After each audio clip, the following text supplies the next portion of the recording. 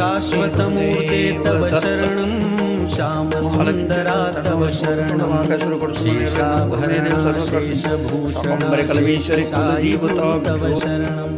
षड्भुजमूर्ते तव शरणं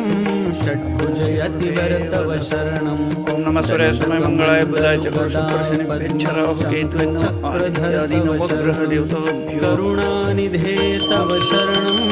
करुणासागर तव शरणं श्रीपाद श्रीवल्लभ गुरुवर नृसिंह सरस्वती तव शरणं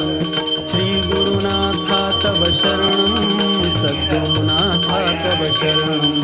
कृष्णासङ्गं तरुतलवासी भक्तवत्सला तव शरणं कृपामूर्ते तव शरणं कृपासागरा तव शरणं